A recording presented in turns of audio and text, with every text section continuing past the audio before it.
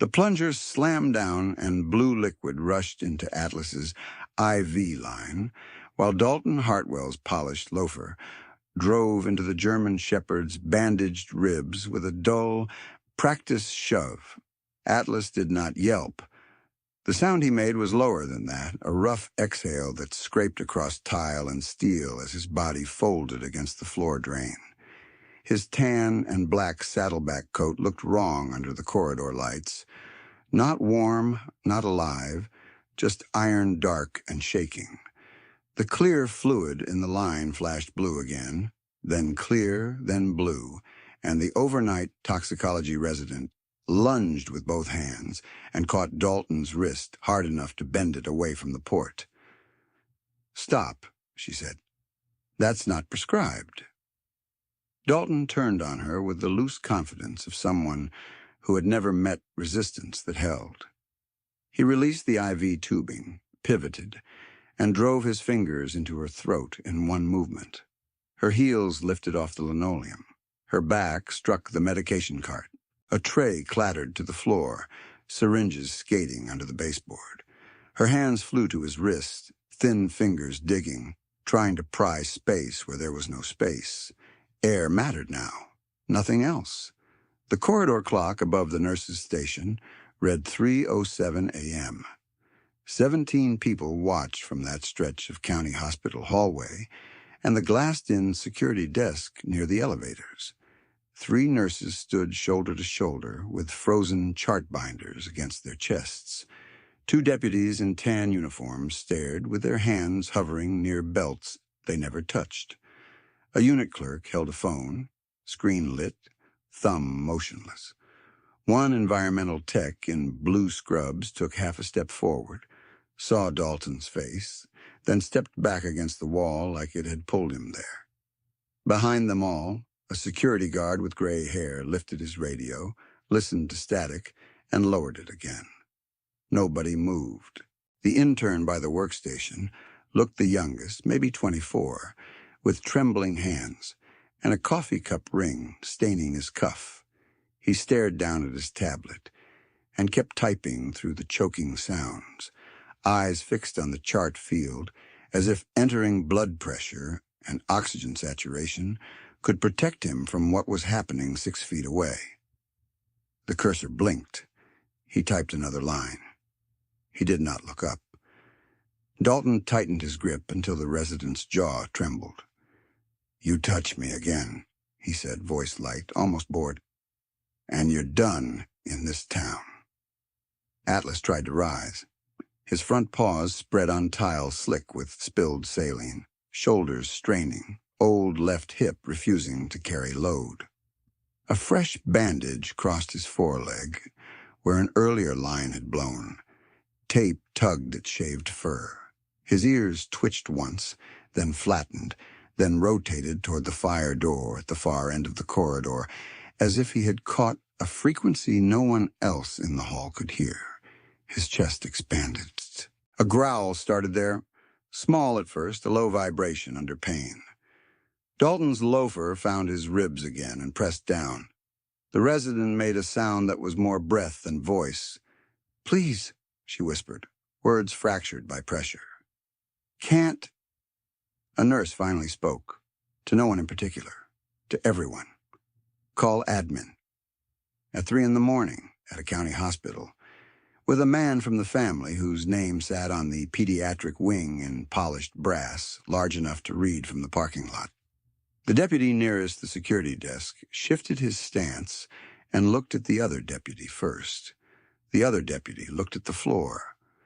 The security guard stared straight ahead at the camera feed monitor, jaw set as if duty meant never choosing a side when the wrong side signed checks. The clerk with the lit phone turned the screen down and slid it beneath a clipboard.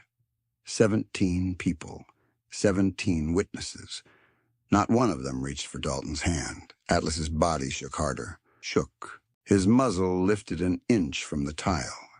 His nostrils flared, searching through bleach, old coffee, latex, fear. The fluorescent lights hummed overhead in a high electrical whine. Somewhere down the hall, an infusion pump alarm chirped, then chirped again, absurdly calm. The resident's shoes scraped as her toes tried to find leverage against the floor. Her eyes watered, then reddened. Her face darkened toward purple. Dalton glanced around the corridor and smiled when no one challenged him. "This is private property," he said. "This floor, this hospital, this whole building. You all work here because my father allows it." He said it like weather, like gravity, like a rule no one had ever broken.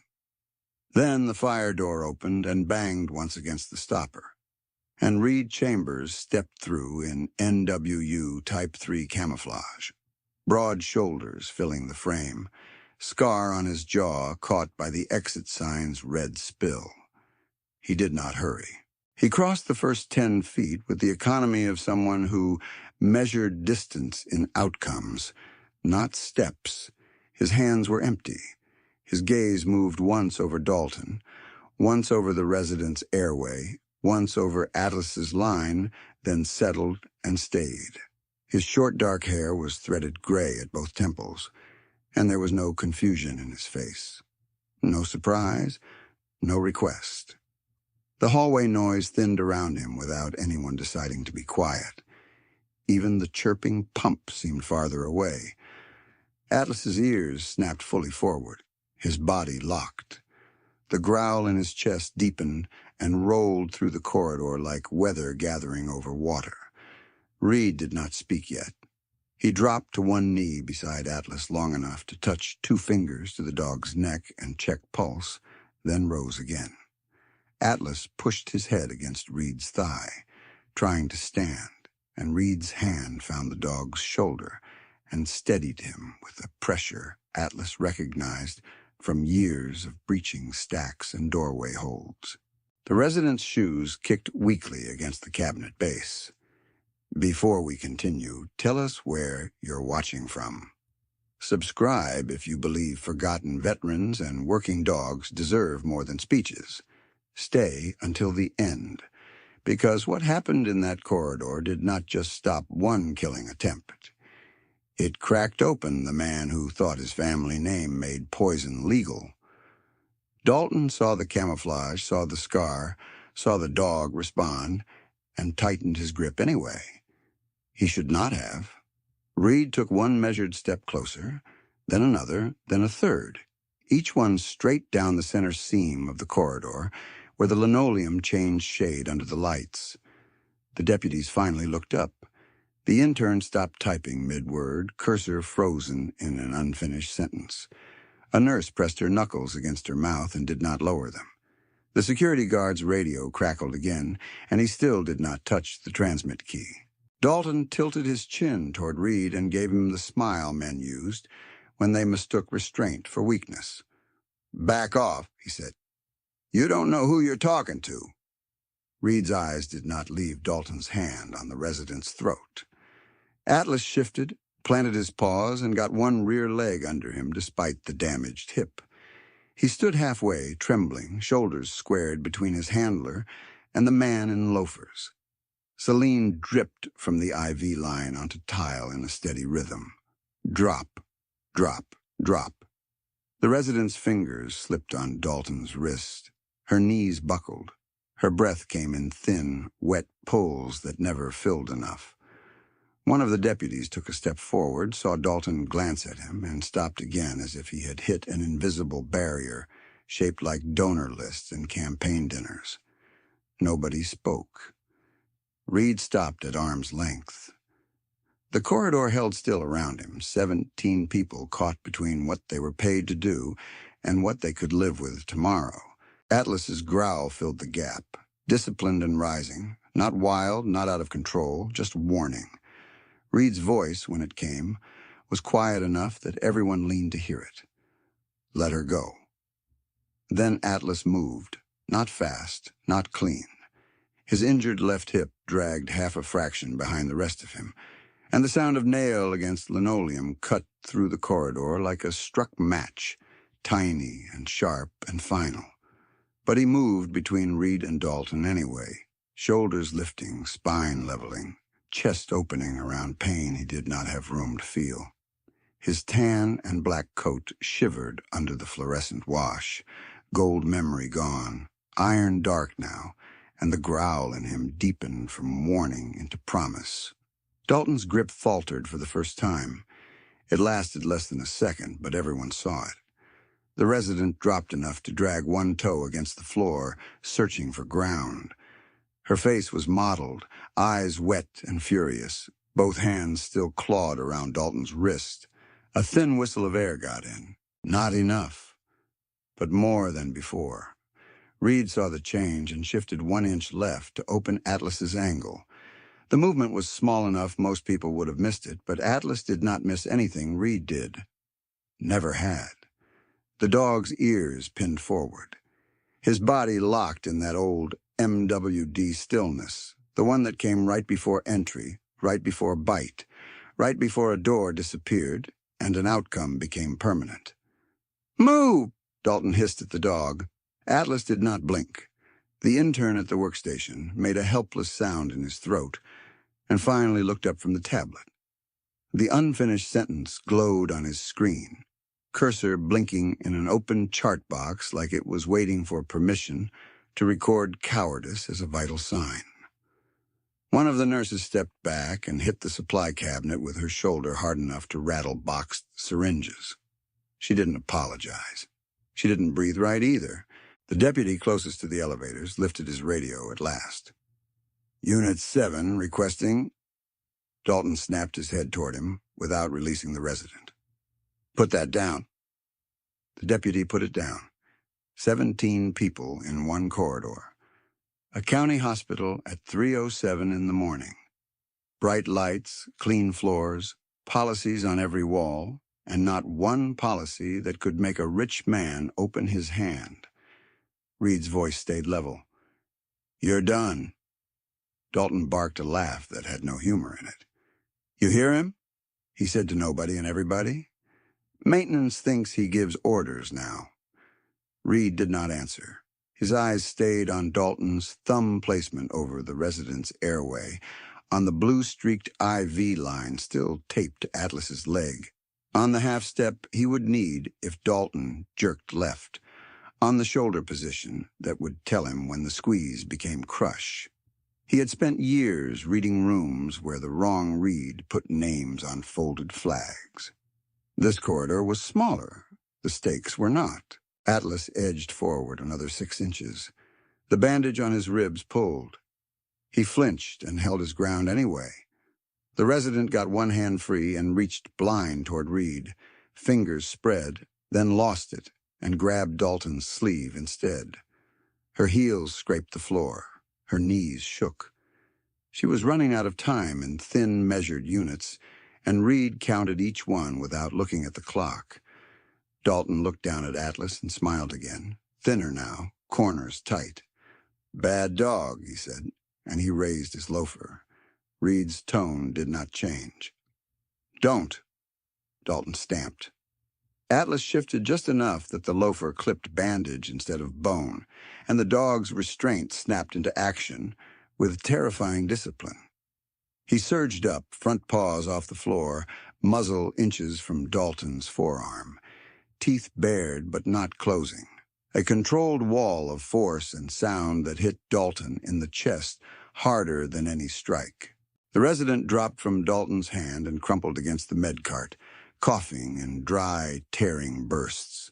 Metal trays clanged to the tile, then spun and settled in widening rings of noise. Nobody in the hallway mistook what they had just seen. Atlas had not missed. Atlas had chosen. Dalton staggered back a step, loafer skidding through spilled sailing. "Get this animal off me!" Reed was already there, one hand on Atlas's harness point, the other up between Dalton and the resident. Palm out, body squared. He still had not raised his voice. Hands visible. Dalton stared at him like language itself had become unfamiliar.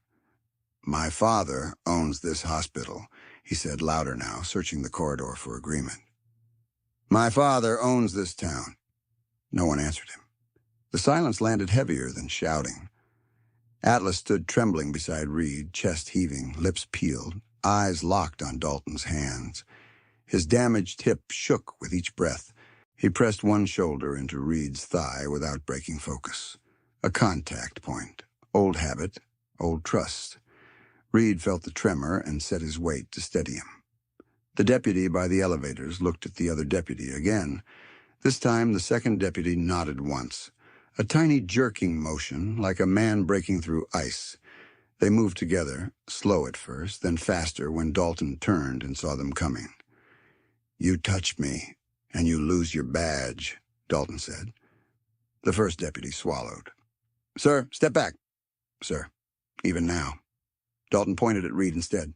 "Arrest him. Animal attack." The resident, still on one knee, voice shredded raw, managed 3 words between coughs.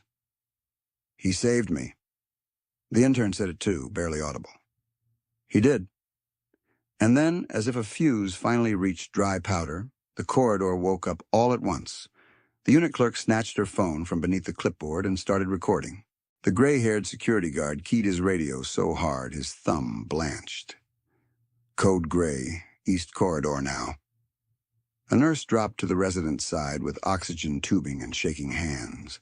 The environmental tech, who had stepped back earlier, stepped forward now and pulled the med cart clear so no one would trip in the spill. 17 people. At last, movement. But not courage early enough to erase what had already happened.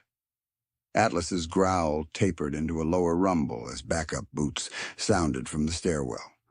Reed kept his hand at the harness point and never took his eyes off Dalton. Dalton's chest rose and fell too quickly for the calm he was trying to project. He glanced down the hall toward the pediatric wing sign, toward the polished brass letters carrying his last name, as if metal on a wall could still translate into immunity in real time. It didn't. "Get him out of here," a charge nurse said. "Take the dog, too," Dalton snapped, finding volume again now that uniforms were multiplying. "That mutt is evidence. He's contaminated. He stays." Atlas's ears rotated at the word and pinned again. Reed's jaw tightened once over the scar line and released. "He goes nowhere without me," Reed said. A hospital administrator in a wrinkled blazer appeared at the far end of the hall, hair uncombed, badge swinging as she jogged. She took in the scene in one sweep. Resident bruising, spilled tray, Atlas's IV, Dalton's face, 2 deputies frozen in decision. Her gaze stopped on Dalton and dropped, not out of deference but calculation. She was measuring donors against liability, headlines against payroll, law against habit. It showed on her face before she spoke. "Everyone lower your voices," she said. Reed didn't look at her. "She needs imaging now. He needs tox reversal continued. He needs protection from him." Dalton pointed at the administrator. "Tell them who I am." The administrator hesitated. "That was answer enough. If you're still here, you already know why this moment matters. Tell us where you're watching from. Because justice like this should have witnesses in every city, not just one corridor at 3 in the morning. Subscribe if you believe veterans and retired working dogs should never have to beg institutions for basic protection. Stay with this to the end because the next part is where names, invoices, and one supplier code turn a private act of cruelty into a pattern no family money can bury. The resident tried to stand and almost fell. The nurse caught her under the arms and helped her onto a rolling stool. Red marks were climbing her neck in fingerprint arcs. She looked at Reed, then at Atlas, then at Dalton, and whatever fear she had left hardened into something else. "He switched the line," she said, voice ragged. "Blue push. Not from pharmacy stock." The charge nurse lifted the IV tubing carefully, 2 gloved fingers at the injection port. "Bag this," she told the clerk. "Chain of custody." The words changed the room again. Evidence, not rumor, not complaint, not another tenant story that died in a drawer. Dalton heard it and stepped forward, sudden panic flashing through the entitlement. That line is hospital property. You can't... The first deputy moved into his path, and for the first time that night did not step aside. "Sir, hands behind your back." Dalton stared at him. "You're making a career-ending mistake." "Maybe," the deputy said. "Turn around." The cuffs clicked shut with a sound small enough to miss and heavy enough to remember for years. Atlas exhaled hard and leaned into Reed, the fight draining out of him in visible waves now that the immediate threat had narrowed to steel and procedure. Reed dropped to one knee again and pressed his forehead briefly to Atlas's temple, a quiet contact in a loud corridor. Atlas answered the way he always did, pushing his muzzle into Reed's chest, as if checking whether the heart under the fabric was still there. It was. The administrator spoke into her phone in clipped phrases: risk management, legal counsel, incident command, preserve footage, and each phrase carried farther down the hall than she intended. The security guard repeated camera numbers to dispatch. The unit clerk labeled evidence bags with careful block letters, hands steadier now. Even the intern closed the chart on his tablet and set it face down like he couldn't stand to see that blinking cursor anymore. Outside the window at the end of the corridor, the parking lot lights hummed over rain-dark pavement. Inside, under hospital fluorescence and the smell of bleach and saline, the first layer of Dalton Hartwell's protection had cracked audibly. Reed stood when transport arrived for Atlas and matched the gurney pace exactly. One hand on the rail, the other resting on the dog's shoulder, where the fur thinned over old scar tissue. The resident was wheeled behind them toward imaging, hand at her throat, eyes open, watching everything. No one called Dalton "Sir" again. Reed kept his hand on Atlas's shoulder as the gurney turned the corner toward critical care, and the wheels thudded over a seam in the tile that made Atlas flinch without making a sound. Now let's go back to the beginning. The resident Dalton had lifted off the floor was 31 years old, 5'4", and 40 pounds of stubbornness over bone. Her name was Dr. Tessa Moreno. Second-year toxicology resident, on the overnight block nobody wanted.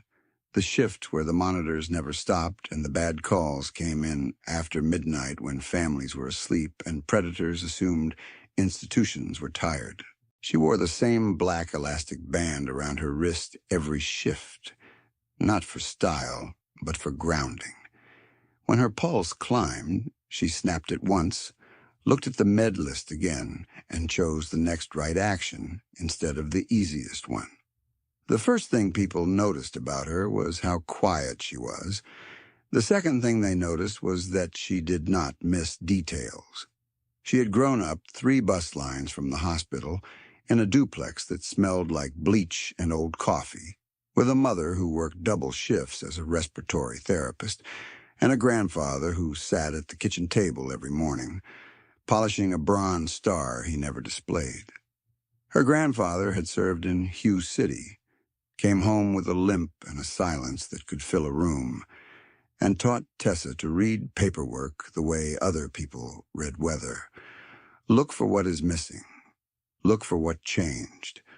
Look for the line someone hopes you won't compare to last month's line. By 12, she was balancing checkbooks for neighbors who trusted her more than their own sons. By 16, she could spot a forged signature in 3 seconds flat. She had planned on forensic pathology until life narrowed the options and made the decision for her. At 22, in her final year of undergrad, her mother collapsed between shifts from an undiagnosed arrhythmia. Tessa was the one who found her on the laundry room floor with a basket tipped over and one sock still clutched in her hand. CPR. 911. 3 days of ICU alarms, A funeral paid in installments. After that, she didn't talk about someday anymore.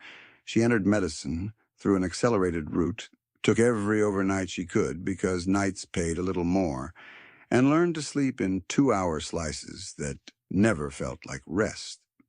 By the second week of July, she had built a life measured in medication alarms and index cards taped to the fridge. She lived in a one-bedroom over a locksmith on Archer Street with her grandfather, now 79 and shaky on stairs, and every workday began at 5:10 p.m. with the same sequence: rice in the cooker, antihypertensives in the Monday-Sunday organizer, insulin pen checked twice, kettle set for tea he pretended he did not need.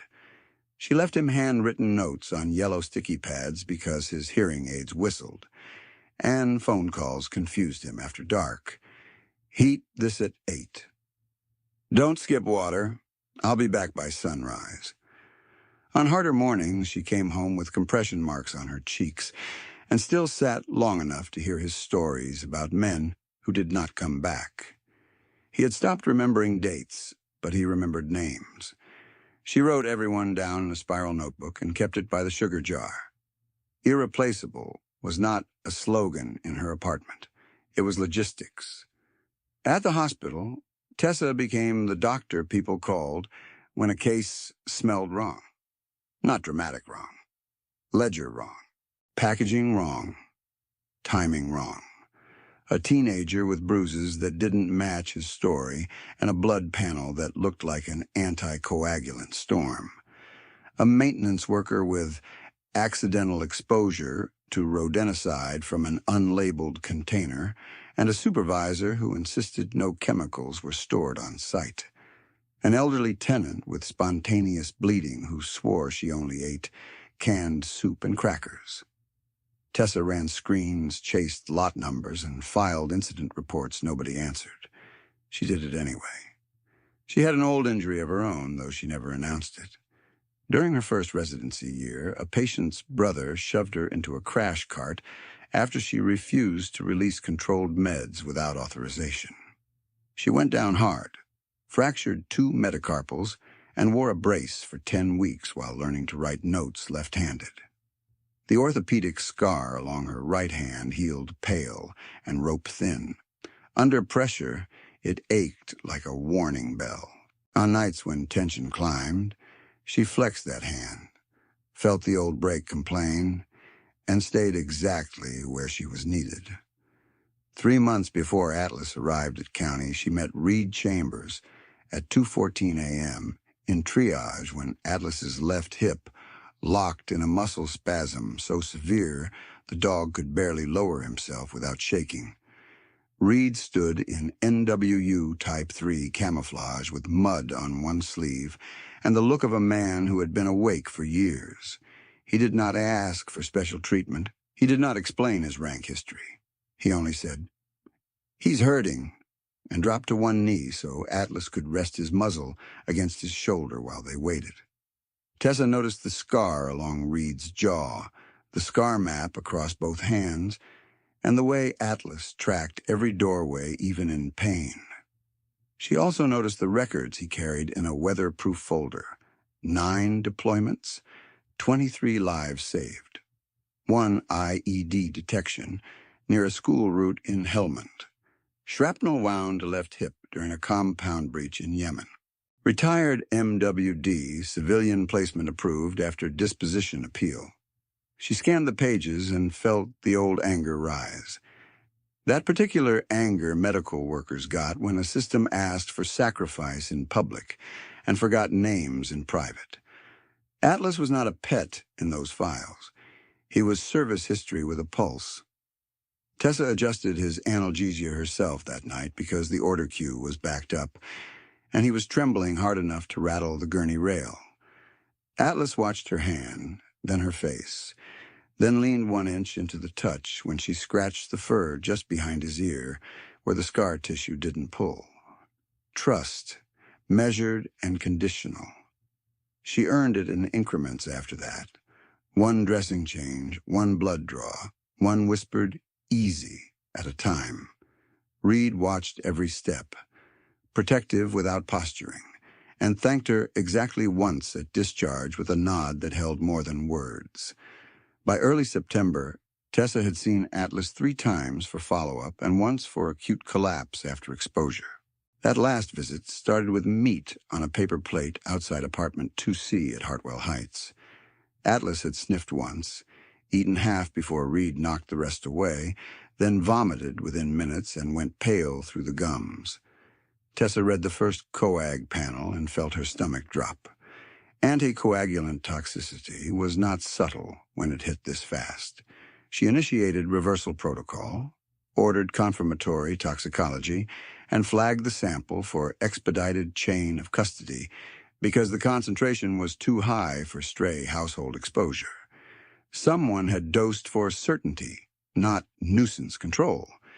When she documented suspected intentional poisoning, an administrator called her at 1:03 a.m. to suggest softer language until facts were complete. She kept the language.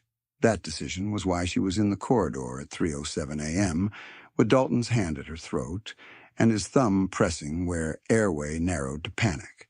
She had grabbed his wrist because she recognized the syringe color code before he reached Atlas's line. Blue tint, non-standard label strip, no pharmacy barcode. She did not move out of moral theater. She moved because she knew what would happen if that push reached circulation before reversal therapy stabilized. In her head, even while losing air, the math ran clear. Coagulopathy worsens. Internal bleed risk spikes. Time closes. She was not built for surrender, and Dalton Hartwell had spent his life betting that people like Tessa would calculate the risk, look at the family name on the wall, and choose silence over impact. He had been wrong before. He just had never paid for it. Dalton was 27, with a gym-built frame, whitening strips in his bathroom drawer, and a closet organized by label value. The night he attacked Tessa, he wore Italian loafers without socks, a cream cashmere coat draped over hospital scrubs he had no credential to wear, and a watch that cost more than most of his tenants made in 2 months. His father, Everett Hartwell, chaired Hartwell Development Group and sat on 3 hospital boards, 2 campaign finance committees, and 1 private foundation that funded community wellness initiatives, while filing eviction notices in bulk. In Cedar Falls, the Hartwell name did not sit on buildings by coincidence. It sat there because every permit, variance, and tax abatement had been negotiated in rooms ordinary people never entered. Hartwell Pediatric Wing, Hartwell Courthouse Annex, Hartwell Commons Luxury Lofts, Hartwell Heights Residences. The letters were brass, polished weekly, lit at night. By the first week of August, Dalton had taken over tenant operations across 12 properties and translated that phrase into pressure. Pet fees doubled with 48 hours' notice. Maintenance penalties appeared on ledgers without work orders. Late charges stacked at midnight. Veterans on fixed disability checks got compliance emails, written in legal language designed to exhaust. Residents who questioned charges received inspection notices. Residents who complained got violation photos with no timestamps and no appeal route. The system wasn't chaotic. It was engineered. He liked saying it out loud, too. My father owns this city code office. My father built this hospital. My father funds the sheriff's campaign. He said it in hallways, leasing offices, and elevators with mirrored walls that threw his grin back at him from 3 angles. People adjusted around him. A code enforcement supervisor delayed citations on Hartwell buildings for administrative review. Animal control closed nuisance reports with copy-paste findings before inspections occurred. 2 deputies responded slower to calls from Hartwell properties than dispatch protocols required. A prosecutor declined misdemeanor cruelty charges twice in 1 quarter, citing insufficient corroboration, despite photos, witness statements, and veterinary notes. The paperwork always looked clean at the top line. The damage always landed below it. At Hartwell Heights, Dalton learned tenants' weak points the way other men learned sports stats. Apartment 1B, dialysis patient, oxygen tank, no car. Apartment 2C, retired SEAL, service dog, disability schedule, fixed to federal deposit dates. Apartment 3, A widow, 2 cats, rent paid in cash orders. He carried those details in a notes app and weaponized timing. Post-fee hikes the day before, checks cleared. Schedule inspections on medical appointment days. Leave warnings taped crooked to doors so neighbors saw them first. He called it portfolio discipline in meetings. He called it fun when drunk. A leasing assistant named Karina Wells heard him once in the management office after close, laughing with 2 contractor friends over bourbon poured into paper coffee cups. "Make old soldiers choose rent over dogs," he said, tapping the rim of his cup. "They always pick wrong. Then we have cause." Karina recorded 13 seconds by accident when her phone was in her apron pocket, and she fumbled for her keys. She listened to it once in her car, hands shaking on the steering wheel. Then copied the file to a cloud folder under a fake name and told no one. She had a mother in Dalton's buildings. Silence looked like strategy when your family could be priced onto the street. 3 days later, Hartwell Agricultural Solutions invoiced Hartwell Heights for nuisance control compounds, lot-coded and billed through a shell account used for landscaping.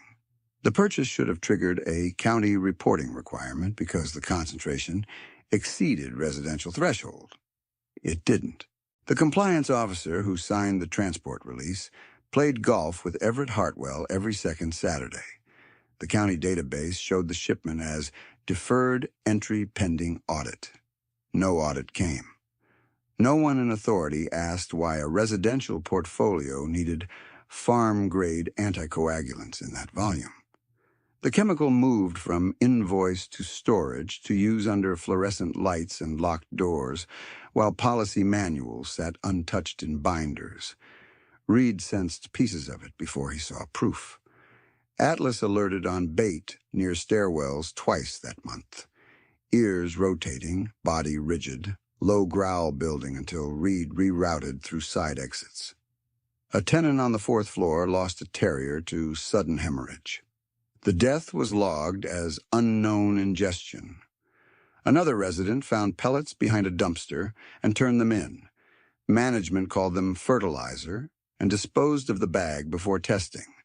Patterns formed like frost on glass, visible from one angle, denied from another. Tessa saw the same pattern in lab values and incident forms that never matched the stories told in office suites. She started a private spreadsheet at 4:40 a.m., after shifts, color-coding unexplained anticoagulant positives by address, date, and supplier signature. She entered Hartwell property names in one column and county case numbers in another, then highlighted the repeated code sequence that appeared too often to be chance. She printed one copy for her locked desk drawer and one for home, folded inside her grandfather's old bronze star case because no one ever looked there. When Atlas crashed after the poisoned meat, that code appeared again on the preliminary panel. Quiet and undeniable. Same supplier family. Same chemical fingerprint. Same properties. At 2:52 a.m., 10 minutes before Dalton walked into the corridor and reached for Atlas's line, Tessa emailed the preliminary findings to Hospital Risk Management, County Animal Control, and the Deputy District Attorney intake address she had used once before without response. She attached chain of custody photos and wrote one line in plain language so nobody could claim confusion later. Potential deliberate poisoning linked to Hartwell Agricultural Solutions lot sequence. Preserve all physical evidence. At 3:07 a.m., Dalton tried to silence her with his hand. At 3:08 a.m., Reed Chambers walked through the fire door. And for the first time in a long time, the Hartwell name did not clear a path. Reed did not look like a man built by biography. He looked like a man built by aftermath. At 38, he carried his body the way breachers carried charges, precise and without decoration. 6 feet in boots, broad through shoulders from years of load-bearing work, dark hair cut close with early gray at both temples, old scar carving down the right side of his jaw like a pale fault line that caught light in harsh rooms. His hands told the rest, when his face did not. Knuckles ridged, 2 fingers on the left hand that no longer fully straightened, thin white lines across both palms where metal and pressure had met skin at speed. In Cedar Falls, people saw camouflage and assumed performance. In his case, NWU Type 3 was not performance, it was containment. He had enlisted at 19 out of Norfolk with 1 duffel, 1 unopened acceptance letter to a community college welding program, and a father who said 3 words at the bus station, "Come back whole," and then never used the phrase again. Bud S. gave him pneumonia twice, a stress fracture once, and a framework he trusted more than civilian life. Checklists, timing, weight, consequence. He made it through because he did not negotiate with pain, and because quitting felt like treason to men already left behind. By 26, he was on his 4th deployment and had become the operator others watched in stack because his pulse did not spike when doors shook. Chief Petty Officer Miguel Torres noticed him early and corrected him without mercy. Torres had gray at his sideburns, a laugh that came rarely and landed hard, and the kind of authority that did not require volume. He taught Reed to read rooms before they broke. "Red knees," he said. "Read shoulders. Hands lie last." During one training lane in Coronado, he pulled Reed off a door, shoved him back to the breach point, and made him call contingencies until his throat went dry. "You're fast," Torres told him. "Fast gets men buried if you don't pair it with patient." Reed remembered that sentence longer than he remembered most awards. By the spring of 2019, their element had rotated through Yemen twice, and Afghanistan once in 13 months, and sleep became an administrative rumor. He stopped sleeping in full cycles after a compound breach outside Kandahar turned into a medevac delay measured in impossible minutes that still returned in fragments, not loud fragments, surgical ones, rotor noise cutting out over radio static, dust in his teeth, Torres down behind a broken wall, blood loss accelerating while weather grounded the first bird and the second rerouted. Reed's gloves slick, pressure maintained, airway clear, vitals dropping anyway. "Stay on task," Torres had said through clenched teeth, still coaching him while dying. By the time evacuation wheels touched dirt, the part of the world that had contained Reed for a decade had split down the center and never sealed. He learned to function around that crack. Insomnia came first, then hypervigilance that followed him from deployment zones into grocery aisles and apartment stairwells. Quiet rooms became hostile terrain. Refrigerators clicking on at night sounded like safeties disengaging. A dropped pan 2 floors down could pin his pulse at combat tempo for 20 minutes. He set alarms he did not need and slept in 90-minute blocks on the floor because beds felt exposed. He left lights on in kitchens and hallways so corners stayed honest. He tried counseling through VA referral, completed every required intake form, and walked out of one group session when a fluorescent ballast buzz hit the same frequency as an old generator on a failed outpost. He did not quit treatment. He just stopped pretending one method fit every wound. By mid-November, after his retirement paperwork finalized, he had gone 12 months without a full night of sleep. The maintenance job at Hartwell Heights looked modest on paper and tactical in practice. He took it because fixed tasks helped. Replace hinges, check boiler pressure, clear drains, patch drywall. Work orders did not ask how many names he carried. Work orders had start points and completion boxes. He could move through buildings without being watched the way he was watched when people learned his service history. He could keep Atlas close. He could breathe between panic spikes if he kept his hands busy. Atlas was the variable that made the rest survivable. Adopting him out of disposition had taken 7 months of signatures and 1 appeal packet, thick enough to stop a door. The first denial, called Atlas non-viable for civilian placement due to injury profile and handler dependency. The phrase sat in Reed's inbox like a verdict from strangers who had never seen the dog hold perimeter under fire. He appealed with service records, veterinary clearance, behavioral evaluations, and a statement from a retired handler in Virginia who wrote one line the review board could not ignore. Separating them now would be administrative cruelty.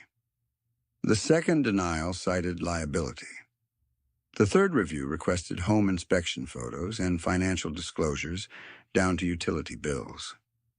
Reed sent every document within 48 hours and slept on the floor beside his laptop while waiting for response windows to close. Approval came at 6:12 a.m. on a Tuesday. He drove to Fort Sailor Disposition Center in borrowed rain, hands tight on the wheel, jaw locked so hard the scar line burned. Atlas came out through a chain-link gate leaner than Reed remembered, left hips stiff, ears high, eyes searching every movement with that old MWD calculus. For 2 seconds, the dog stood still as if cataloging scent against memory. Then he crossed the concrete, pressed his head into Reed's chest with full body weight, and stayed there. Reed's breathing leveled for the first time in months. A kennel tech turned away and pretended to check clipboards. Nobody in that yard said what all of them understood. Some bonds are not sentiment. Some bonds are life support. Reed set routines because routines kept both of them functional. Morning perimeter of the building before sunrise. Food measured by gram because Atlas's metabolism shifted after injury. Joint meds at 700 and 1900. Elevator avoided when possible because Atlas hated mirrored walls and crowds. Door checks at night, twice, then once more if sleep refused. When nightmares snapped him awake, Atlas climbed off his mat and pressed his muzzle to Reed's sternum until breathing slowed. No command needed, no ceremony, just contact and return. He still wore camouflage on leave days because civilian clothes made him feel unarmored in ways he could not explain to people who had never lived by threat assessments. The town read that as rigidity. Atlas read it as continuity. Atlas's own file was heavier than most men's careers. 86 pounds when healthy, German shepherd, tan and black saddleback coat that turned gold in sunlight and dark as iron in shadow, 9 deployments across 2 theaters, 23 documented lives, saved with probable count higher because field confirmations rarely captured everything. His first handler had been Staff Sergeant Alan Pike, killed by small arms fire in Helmand during a route clearance operation, where Atlas held position beside the body until relief arrived. His second handler was Reed. From then on, they moved like paired coordinates. In Helmand, Atlas alerted on packed earth that looked ordinary to everyone else. Ears forward, body rigid, low growl no civilian would hear as language. Reed halted convoy movement. EOD confirmed pressure plate IED under the shoulder of a road used by school buses every morning at 07:15. The charge was strong enough to flip a transport truck. They logged 1 prevented strike and moved on because that was the job. Years later, the district school board sent a certificate to the unit with 3 signatures and no return address. Reed kept it folded in a field notebook anyway. In Yemen, during a compound breach outside Al Qaeda, Atlas took shrapnel through the left hip when a secondary device detonated off sequence. The blast threw dust and steel through a stairwell choke point. Reed remembered the sound first, then Atlas dropping, then blood dark against sand. Atlas tried to stand immediately and failed, then dragged himself back into lane to maintain visual on a blind corner until Reed got hands on him. Medics stabilized both of them under intermittent fire. Atlas's wound closed with surgery and rehab, but the gait never fully returned. On cold nights, his hip locked. On humid nights, the scar tissue pulled. He learned new balance points and kept working until retirement review forced the decision. He had earned lighter duty years earlier. He never took it. By the second week of October, the limp had worsened enough that stairs at Hartwell Heights took planning. Retirement did not soften his discipline. Atlas still checked door frames before entering rooms, still oriented to exits first, still woke at unfamiliar footsteps 3 floors away. When children in the complex asked to pet him, Reed made them approach correctly, open palm low, no sudden reach overhead, respect before affection. Atlas accepted each greeting like an old soldier receiving careful honors. He was gentle with residents on oxygen tanks and nurses coming off double shifts. He sat beside one tenant with tremors every evening until her hands steadied enough to lock her own door. Forgotten by institutions did not mean broken. At county veterinary follow-ups, charts captured blood values and gait angles, but they did not capture what mattered most. Atlas watched Reed's breathing more than his own pain. If Reed's pulse climbed, Atlas repositioned. If Reed stopped speaking for too long, Atlas nudged until he answered. Tessa noticed it on the first night and wrote in a margin she knew no billing code could use. Handler dog bond clinically protective for both. Keep together whenever medically possible. She was not sentimental. She was accurate. When Atlas collapsed after the poisoned meat outside 2C, Reed carried him down one flight because the elevator stalled and waiting cost minutes they did not have. Atlas bled at the gums in thin threads that terrified Reed more than gunfire ever had, because this threat wore no uniform and gave no warning shot. In triage, he stood still enough for lines, consent forms, transfusion authorization, all while scanning every door. He called no friends. He had outlived enough teammates to stop dialing numbers at crisis hour. He stayed by Atlas's gurney and counted drips. At 1:48 a.m., when the first toxicology indicators pointed to concentrated anticoagulant exposure, Reed asked only one question. Can he make it? Tessa gave the answer clinicians give when hope is earned but not guaranteed. If reversal holds and he doesn't re-expose, yes. Reed nodded once and kept watch. The hours that followed made his biography relevant in ways Cedar Falls did not understand. The same man who had kept pressure on Torres under rotor delay now kept pressure on panic in a hospital corridor while systems stalled around money. The same man who had spent years choosing action over noise now moved in measured lines when Dalton reached for Atlas's IV and Tessa's throat. None of that came from rage. It came from training welded to grief, from discipline sharpened by loss, from a promise made in too many places over too many bodies, not again if I can stand. Atlas made the same promise beside him, hip shaking, posture square, eyes locked. Records would later list him as evidence in a felony poisoning case. Reed never used that word for him. To Reed, Atlas was the witness who had never lied, the partner who had stayed through nightmares, the living ledger of cost this town preferred to keep abstract. In rooms where officials spoke about liability and optics, Reed spoke rarely. Atlas spoke without language, ears forward, body set, presence undeniable. Between them, they made cowardice harder to perform.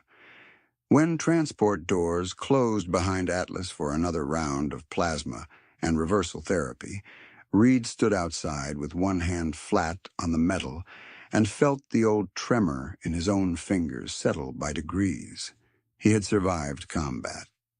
He still might lose his dog. That was the truth under every procedure note and donor phone call in Cedar Falls that night. And it was the reason he did not leave the corridor, did not remove the camouflage, did not let the Hartwell name define the outcome for one more hour. Reed took his hand off the transport door when shouting rose again from the corridor behind him, sharp enough to cut through the hum of vents and infusion pumps. Dalton was still there, wrists cuffed behind his back, flanked by the same two deputies who had needed too long to remember what their badges were for.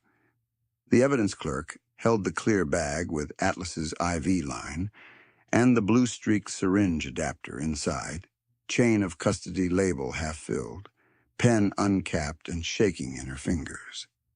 Tessa sat on a rolling stool with an oxygen cannula under her nose, fingerprint bruises climbing her neck in dark arcs, one hand braced on the seat to keep from tipping. She looked smaller now that adrenaline was leaving, but her eyes were steady and fixed on the evidence bag, not on Dalton. The corridor smelled like bleach, hot plastic, and the metallic edge of fear. At 3:12 a.m., everyone who had frozen at 3:07 was moving too much, talking too fast, trying to perform urgency after the cost had already come due.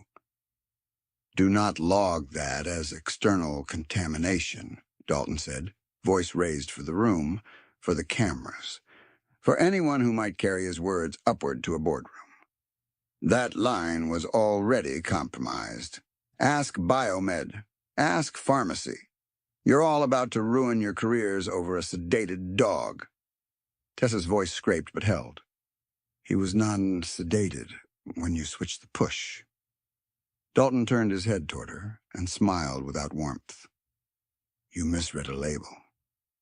I read lot codes, she said. That's why you're scared.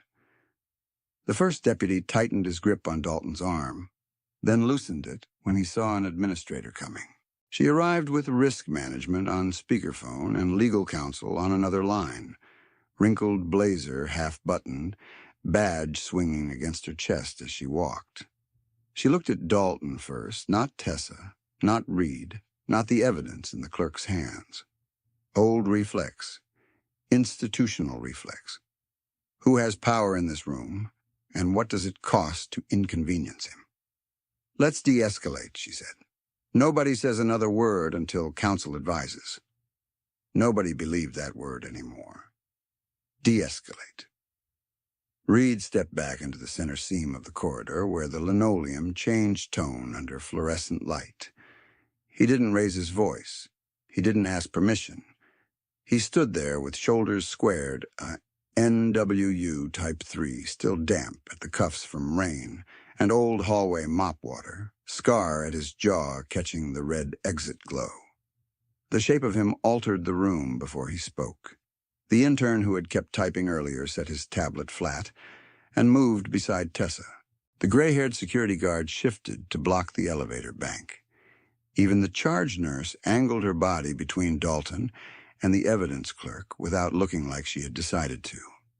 17 witnesses had failed once. They were trying not to fail twice. From behind the transport door's narrow window, Atlas's silhouette moved against stainless steel and blue drape, restless on the gurney. He could not see everything. He did not need to. Dalton leaned forward against the cuffs. Call my father, he said to the administrator. Now. She hesitated one beat too long and answered, I already have. That answer changed his face. Not panic yet. Calculation. The risk manager's voice crackled through speakerphone. Pending legal review. Hold all physical items in internal storage.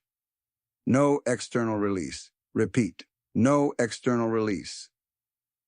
The evidence clerk looked from the phone to Tessa, then to Reed. Her jaw worked once. Doctor? Tessa coughed, then said, County protocol says toxic assault evidence gets locked, photographed, and transferred to law enforcement property within 1 hour.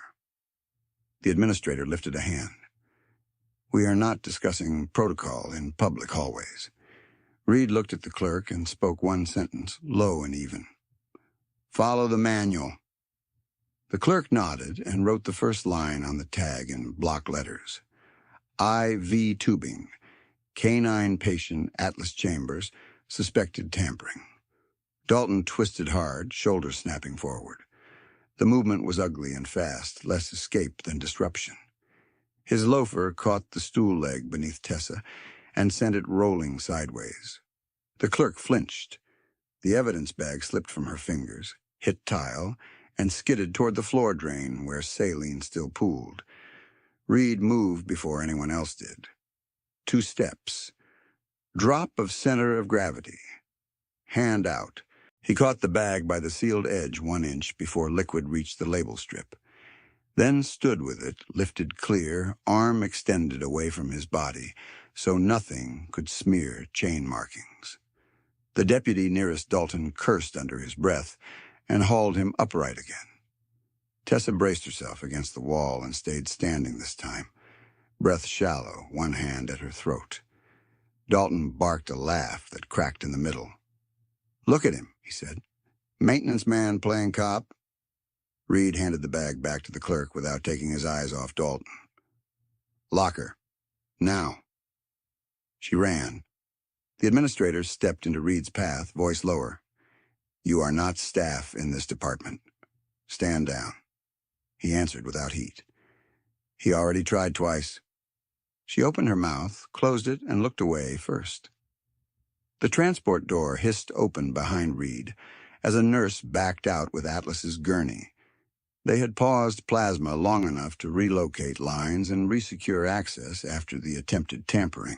Atlas lay on his side, with a fresh bandage high on his foreleg, tape clean, muzzle flecked with dried foam at the lips. His left hip tremored in tiny, involuntary pulses. He looked exhausted down to bone. Then Dalton spoke again. Put that dog down, he said, loud enough for every camera. He's aggressive. He attacked me. I'll have animal control here in 10 minutes. Atlas's ears rotated forward at the sound of his voice. His body locked. The growl started low, a vibration through his chest that reached the gurney rails before it reached anyone's ears. Reed's hand went to his shoulder without looking. Atlas gathered his legs under him in painful increments. Bandaged foreleg slipping once, then finding purchase against the mat. He rose halfway, then fully, swaying, shoulders square despite the injured hip, eyes fixed on Dalton's hands and nowhere else. The corridor went very quiet. Dalton stared at the dog, then at Reed, and for the first time that night his confidence looked like effort instead of instinct. He tried to recover it by volume. My father runs this hospital, he said. You touch me again, and every one of you is finished. Reed met his gaze. No anger, no theatrics, just certainty. Try me. 2 words. Flat as steel. Dalton gave a short laugh and failed to make it convincing. You think camo scares me? Reed did not blink. No. That was all. Atlas took one deliberate step on the gurney, claws tapping metal, and bared his teeth in disciplined silence. No lunge, no chaos, just a held line that promised consequence if Dalton crossed it. Reed's eyes stayed on Dalton, while his palm pressed steady reassurance into Atlas's shoulder. Handler and dog, one axis. No daylight between intent and action. Dalton looked into Reed's face and finally saw what men like him almost never saw in time. The calm of someone who had already lost things wealth could not replace, Someone who would not trade a living partner for anybody's last name. Someone who had done violence professionally and hated it enough to use it only when required. There was no bluff in that calm. No appetite. No uncertainty. A crack opened in Dalton's expression. The second deputy saw it too and seized the moment. "You're done talking," he said, and turned Dalton toward the wall. "Face forward." Dalton resisted on reflex, then stopped resisting when Atlas's growl climbed one note and held. By 3:19 a.m., the county supervisor for evidence intake arrived with a lockbox and signature sheet, summoned by the clerk, who had decided to follow the manual instead of the phone call. She was in her 60s, hair pinned tight, raincoat over scrubs, reading glasses hanging on a chain. She took one look at Tessa's throat bruising, one look at Dalton in cuffs, one look at Reed standing beside Atlas's gurney, and said, "Bag number?" The clerk handed over the tag. CF-24-1107-E. "Good," the supervisor said. "Photograph before transfer." Risk management was still arguing through speakerphone when she snapped the first image. "Ma'am," the administrator said, stepping in, "legal instructed us to keep items internal pending." The supervisor didn't look up. "County ordinance supersedes donor anxiety." The intern made a sound that might have been a laugh if the room had contained any humor. It didn't. He moved to Tessa's side and held out a bottle of water with both hands, like it was fragile evidence, too. She took it, swallowed once, winced, and whispered to Reed. He used non-pharmacy stock. Blue solvent tint. "I got enough in the chart before he grabbed me." Reed nodded. "You did good." Her shoulders dropped half an inch at those words, the first release she had allowed herself. Dalton heard them and snapped, "She falsified it!" Tessa turned her head toward him slowly, oxygen line trembling against her cheek. "I documented what you did." He looked at her as if she had violated a private agreement no one had asked her to sign. Be afraid quietly. Be precise quietly. Bleed quietly. He had counted on that. He had built systems on that. Reed shifted one step so Dalton's view of Tessa was blocked by camouflage and scar tissue, and a hand resting on 86 pounds of wounded discipline. Atlas leaned into that hand and kept staring. The gray-haired security guard walked over with a printed camera log and offered it to the deputy. "Feeds from 3:04 to 3:11 preserved," he said. "No gaps." Dalton's jaw tightened. "Those cameras are hospital property." The guard met his eyes for 1 second and answered, "Not yours." That landed. The administrator's phone buzzed. She listened, face draining color, then ended the call without speaking. The charge nurse watched her and asked, "Who was that?" She swallowed. "Board counsel. They're sending independent investigators." No one reacted loudly. They didn't need to. The shift in power was audible anyway, like pressure changing before a storm breaks. The evidence supervisor sealed the lockbox with a numbered strap and read the chain aloud while the clerk and deputy signed. Transferred from hospital custody to county intake at 3:23. Item 1, IV line and connector with suspected tampering residue. Item 2, syringe adapter with blue tint. Item 3, packaging fragments recovered from floor. She snapped the latch shut and handed the box to the deputy who had finally stopped calling Dalton sir. "Direct to lab," she said. "No stops." He nodded. "Yes, ma'am." Dalton lunged half a step toward the lockbox and shouted, "You can't take that out of this building." Atlas rose higher on the gurney, despite the tremor in his hip. Growl rolling like distant thunder finding range. Reed's eyes never left Dalton. "Sit down," Reed said. Dalton froze. Not because of the words alone. Because of who said them. Because of the dog standing on an injured leg to back them. Because the hallway that had protected him 6 minutes earlier now looked at him like a problem to process, not a prince to appease. The deputy guided him toward the bench by the wall, and this time Dalton went. Reed exhaled once, long and controlled, and Atlas answered by pressing his muzzle into Reed's sternum through camouflage, a brief check-in, a confirmation signal older than this town's corruption. Reed bent and touched his forehead to Atlas's for 1 second, then straightened as transport resumed toward critical care. Behind them, Tessa watched the lockbox disappear around the corner and closed her eyes. Not in relief, not yet, but in the hard recognition that evidence had finally outrun influence for one night in Cedar Falls. Tessa opened her eyes again as the lockbox disappeared and forced her voice through the bruising. "Deputy," she said, and waited until he turned. "Property receipt number on transfer. Now. Out loud." The deputy read it from the strap tag, each digit clipped and clear.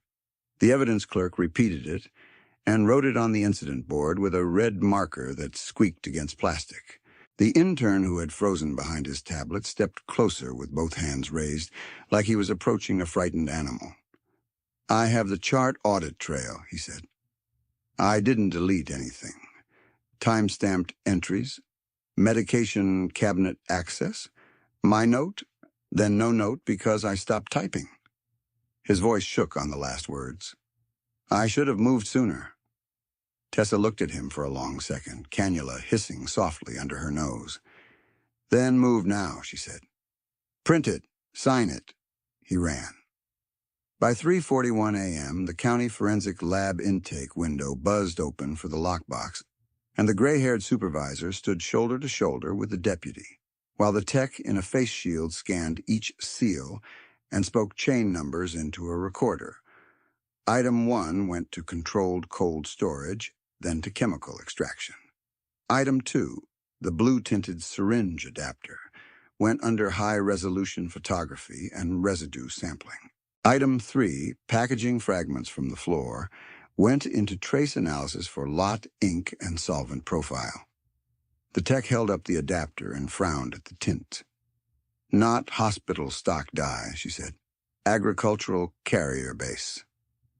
In the corridor, Dalton heard those words from 20 feet away and started shouting again. "You are contaminating evidence. Call my father." The administrator finally met his eyes and answered without softness. "Your father is no longer authorized to direct this facility." Her phone was still in her hand, screen lit with board council messages. At 3:33, trustees suspended all Hartwell-affiliated discretionary privileges pending criminal review. Dalton stared at her as if she had switched languages. At 4:02 a.m., County Animal Control called Tessa, back on the number from her 252 email, not with apology, but with procedure. "Dr. Moreno, we have your attachment and preserved headers," the investigator said. "2 officers are en route to Hartwell Heights Maintenance Storage with a warrant request in progress." Tessa put the call on speaker so the deputy could hear. He wrote the investigator's name and badge number on his notebook cover, then radioed dispatch for joint response. The first external contact had turned into action. At 4:19 a.m., the deputy district attorney intake line returned her message too. A tired voice, then a different voice, sharper, fully awake after hearing one phrase. "Attempted homicide in hospital corridor." "Send every file," the prosecutor said. "Video, tox prelim, chain records, witness statements, and that lot sequence spreadsheet." Tessa looked at Reed. He gave one short nod. She forwarded the folder from her phone and watched the progress bar crawl to complete. One layer after another, the shields failed. The security guard, who had lowered his radio at 3:07, walked into the statement room at dawn with camera logs under his arm, and did not sit until he said what he had not said in the corridor. He told us last month not to escalate incidents involving Mr. Dalton without admin clearance, he said, eyes fixed on the table. I followed that directive tonight. It was wrong. He signed the statement with a hand that trembled only once. The two deputies gave theirs after him. One admitted he had stopped mid-call when Dalton ordered him to. The other admitted he had called Dalton sir. Both admissions stayed in the record. 3 days passed before the toxicology confirmatory report landed in Tess's inbox at 6:11 a.m., and she read it standing beside Atlas's recovery kennel while rain tapped the narrow window. Supplier's signature matched Hartwell Agricultural Solutions lot family, including solvent marker and stabilizer ratio. The blue push line was deliberate, tampering with non-pharmacy compound. Residual concentrations in Atlas's blood matched the seized bait sample from outside apartment 2C. She printed 4 copies, one for prosecution, one for county lab file, one for hospital incident command, one for Reed. Reed read it once, jaw tight over the scar, then folded the page with the care of someone handling a flag. Atlas was still weak, hindquarters shaky, left hip wrapped and warm from monitored compresses. But when Reed crouched, Atlas pressed his muzzle into his chest and stayed there until Reed's breathing slowed. By the second week of October, the collapse had moved beyond one corridor and into rooms where men in suits usually controlled the script. In Department 4 of Cedar Falls Superior Court, the emergency injunction hearing opened with Hartwell counsel arguing asset overreach and reputational harm. The county prosecutor stood, placed the toxicology packet on the lectern, and answered with numbers, times, and signatures. Your Honor, this is not reputational harm, she said. This is an ongoing pattern of targeted poison deployment against tenants during eviction pressure campaigns. She played the preserved corridor footage, Dalton's hand at Tess's throat, Atlas rising despite injury, Reed's 2 words, try me. Then she played Karina Wells's 13-second office recording, authenticated by metadata and cloud log, Dalton's voice clear over ice clink in a paper cup. Make old soldiers choose rent over dogs. Karina testified in a navy cardigan with her hands clasped so tight her knuckles blanched. I was scared, she said. My mother lives in their units. I thought if I spoke, she'd lose housing. I sent the file when I saw Atlas on the news and heard there was a case number. Hartwell counsel tried to break her with questions about motive. She did not move. My motive was that he said it out loud, she said, and then he did it. The judge signed the injunction before lunch. Hartwell rental operating accounts froze. Chemical Purchasing Authority suspended. Tenant fee increases barred pending forensic audit. The deferred county compliance entry attached to that farm-grade shipment was reopened and traced to the officer who had signed release after golf with Everett Hartwell. By 5 p.m., he was on administrative leave and under criminal review for falsifying hazardous transport records. At the hospital, trustees met in closed session and came out pale. By evening, maintenance crews were on lifts unscrewing polished brass letters from the pediatric wing while local cameras rolled from the parking lot. Hartwell came down in 6 pieces and went into evidence storage because prosecution said donor-influenced language in board emails might show obstruction. The family name had become an exhibit tag. Everett Hartwell attempted one televised statement from the courthouse steps. No one from the board stood behind him. The sentencing hearing took place 7 months later in the same courtroom. Wood polish and old paper in the air, rain on the high windows. Dalton stood in county gray, no loafers, no watch, wrists cuffed at the waist. He tried one last ownership claim when offered allocution. This town was built by my family, he said. The prosecutor did not let the sentence cool before answering. Then your family built a pipeline for cruelty. She entered final exhibits in sequence.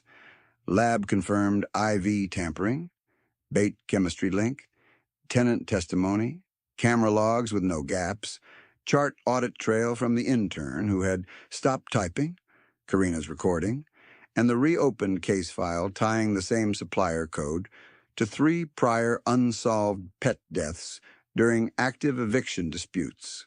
The twist no one in Cedar Falls could dodge was simple and ugly. Atlas had survived what 3 other animals had not, and survival had exposed a pattern hidden inside paperwork.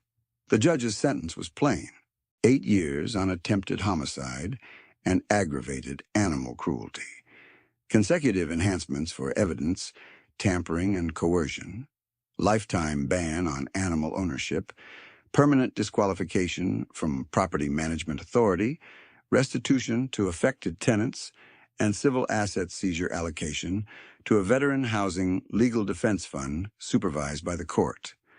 Dalton opened his mouth twice after the number. Nothing useful came out. Outside, just after dawn, the courthouse steps were wet and bright. Atlas stood beside Reed in a service harness modified for his hip, leaner than before, gait still uneven on cold mornings but steady. His tan and black coat caught the new sun and turned gold again at the shoulders. Tessa came down the steps with her grandfather on her arm, his limp slow but stubborn, bronze star tie pin fixed at his collar. He stopped in front of Reed, studied the camouflage, then reached out. Reed took his hand in both of his own. "Held your line," the old man said. Reed glanced down at Atlas, then back up. We all did. The intern hovered near the rail, no tablet this time, just a manila envelope. He handed it to Tessa. "Final authenticated chart packet," he said. "I wanted you to have the copy with my statement attached." She took it and touched his sleeve once in thanks. The security guard stood a few feet away in a clean uniform, waiting until there was a gap to speak. "I testified to everything," he told Reed quietly, "even the parts that made me look bad." Reed nodded once. "That's what truth costs." Animal Control's lead investigator crossed the plaza with a field folder and stopped beside Tessa. "All seized compounds from Hartwell sites are logged and destroyed under court order," she said. "No remaining active lots in county inventory." Another thread closed, another door shut. Atlas shifted closer and pressed his head into Reed's sternum. Full weight, familiar and certain. Reed wrapped one arm around his neck and held on. Eyes closed for one breath, then 2. Around them, people who had once looked away stood in open morning light and watched a different kind of record being made, not in brass letters or donor plaques, but in signatures, testimony, and one old working dog still choosing to stand. Cedar Falls kept the courthouse annex name for another fiscal quarter while appeals paperwork moved, and some of the loaded looks from that night never turned into confessions. One nurse, who had stepped back at 3:07, never gave a statement beyond what the video showed. One deputy requested transfer and said little after. The record noted their silence and moved on. What remained was enough. The lab reports held. The chain held. The footage held. The witnesses who finally spoke were heard. The seized assets funded counsel for veterans facing predatory evictions by winter docket call. Tessa's spreadsheet became a county training case for pattern detection in toxic exposure reports. The polished space on the pediatric wing wall stayed blank until trustees voted a new name 12 months later. Torres K-9 Recovery Unit, after a chief petty officer lost in Kandahar and a German shepherd who survived long enough to make a town tell the truth. Atlas lifted his head at the sound of Reed's voice and walked with him down the wet steps into morning.